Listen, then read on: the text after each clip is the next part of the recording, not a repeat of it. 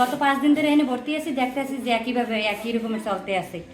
এই ভাত দিলে তো তরকারি দেয় না, তরকারি দিলে তো ভাত দেয় না, 2 দিয়ে ভাত দিয়ে যায় কোনো মতে, তো রুগীর হয় না, এতে তো রুগীর বেশি অসুস্থ হয়ে যায় না খাইয়ে।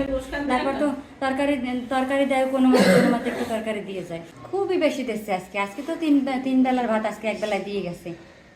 তারপর তো বললো যে বেড়ে যাই বসো, প্রতিদিনই তো মারামারি করে ভাত নিতে হয়, এরাও ঠেলিয়া তারপর ভাত নিতে। আজকে তো খুব সম্মান করছে, বেড়ে যাই বসো, ভাত দিতেছি। যেই সাংবাদিক বেড়ে গেছে অমনি বলে ভাত নিতে আসছি, এখন দিয়ে যে ভাতের সাইজে কমে গেছে। প্রথম কয়েকজন একটু বাড়তি দিয়েছে। সেদিনের চাইতে আজকে সাংবাদিক আসার কারণে আজকে একটু মোটামুটি ভালোই ভাত তরকারি দিছে। মানে কয়েকজন একটু বেশি খায়, কয়েকজন একটু কম খায়। তো যেরকম দেওয়া দরকার ভাত তরকারি ওরকমভাবে দেয় না, রুগীর হয় না। তো যে পরিমাণ দেয় ভাত তা তো রুগীর হয় না। আজকে হয়তো সাংবাদিক আসার কারণে হয়তো একটু বেশি দিছে। ওই জায়গায় একজন বেডের রুগী ছিল, কালকে একটু ডাল চাইছিল, তাই কাছে ডাল কি দেওয়া যায়নি সবসময় বেশি হয়ে। তার মানে যদি কেউ বেশি লাগে, যদি চায় সেটা দেয় না। হেরা যে খাবার নষ্ট হয়ে যায়, আমি তো বিকেলের ভাত তরকারি রান্না করিয়ে গরম দিই। চলেন আপনি রুগীর সাথে আমি কথা বলি।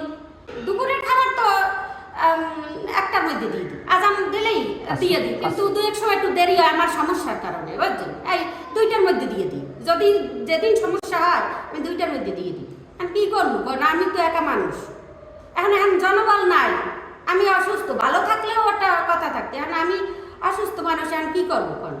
বিকালের খাবার ওই 5টার মধ্যে দিয়ে দিই। আমি বাসায় যাই, আমার যাইতে আমি পিরিজপুর দিয়ে আসা যাওয়া করি, পিরিজপুর যাইতে আমার মাগরিব হয়ে যায়। কারণ সকালে যদি আমি এইখানে আসি, সকালে নাস্তা দেব, দুপুরে ভাত দেব, রাতের ভাত দেব, তা আমি কি মানুষ না? এখন জনবল নাই, আমি কি করবো? না, ডিম দিছি, আমি বললাম না আমার ডিম দিছি, ডিম শিডুলে নাই। তারপরে আমি একটু দেরি হয়ে গেছে আসতে, এই জন্য আমি ডিম দিয়ে দিছি। মাছ দিছি পরশুদিন, তারপর মুরগি দিছি, কালকে ডিম দিছি।